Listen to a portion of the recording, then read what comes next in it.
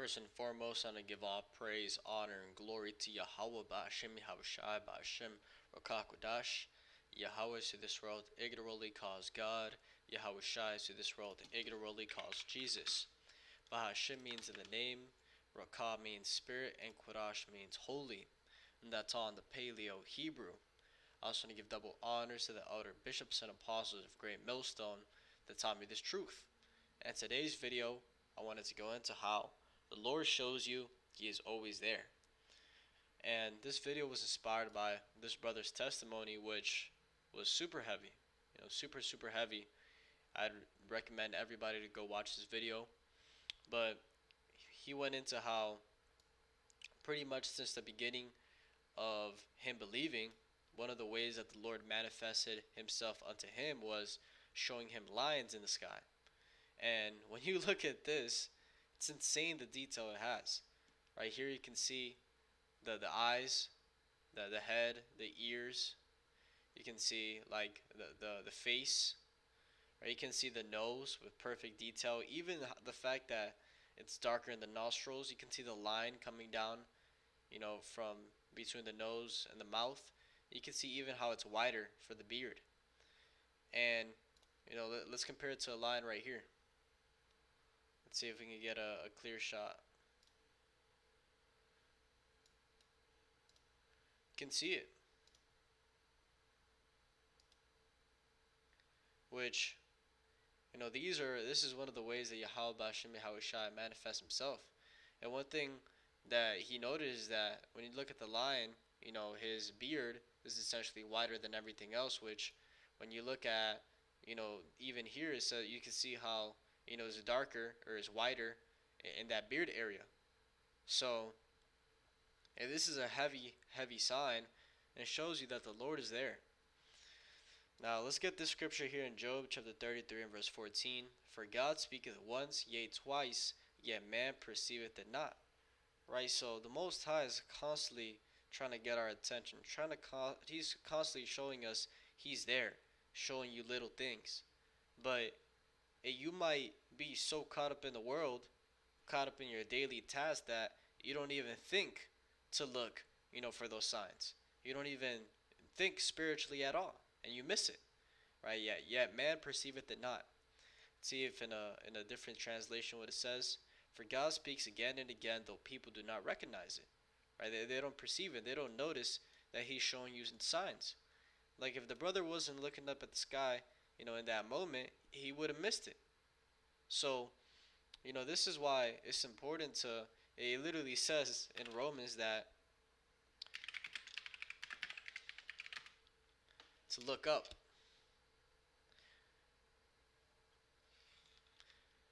Let me see, it's a different scripture.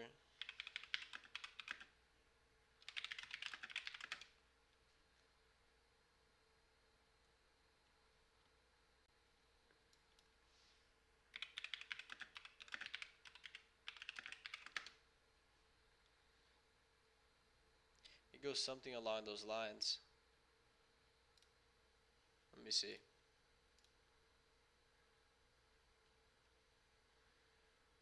I'll look at for it one more time.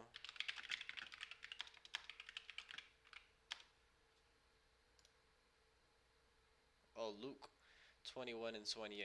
Let's get that. So in the KJV,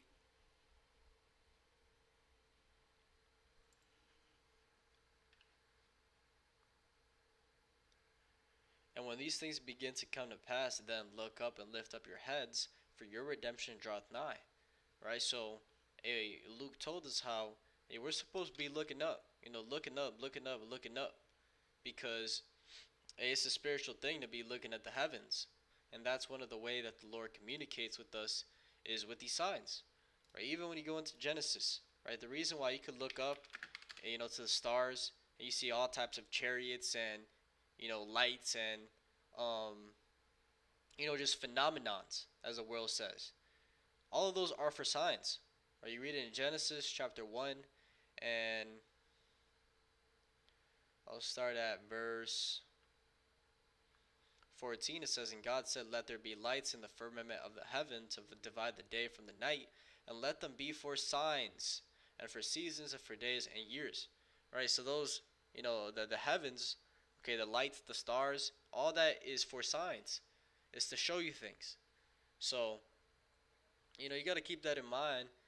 Whenever you get the opportunity, go outside. Look up. The Lord might be trying to talk to you. Now, let's get this in Isaiah chapter 43 and verse 2. It says, "When thou passest through the waters, I will be with thee, and through the rivers they shall not overflow thee. When thou walkest through the fire, thou shalt not be burned, neither shall the flame kindle upon thee." Right? And that shows you that whatever you're going through right now, the Lord is right there, holding your hand if you believe in Him. Even though you don't see Him, He's right there. And, that's part of the faith, is that you have to believe that He's there, right? Or else He's not going to help you. That's why it says in Hebrews 11:8-1, "Now faith is the substance of things hoped for, the evidence of things not seen."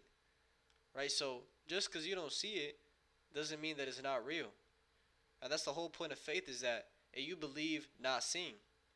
If it was right in front of you, there's no point in having faith anymore, because it's right in front of you. So you have to believe in Yahweh Ba'Shem Yahushai 100%. And always remember that no matter what you're going through, He's always there. And the Lord is dealing heavy with this brother, showing him signs.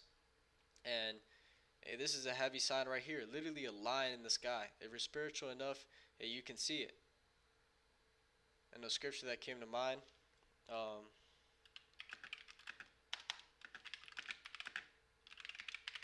goes into how we each have our personal angel.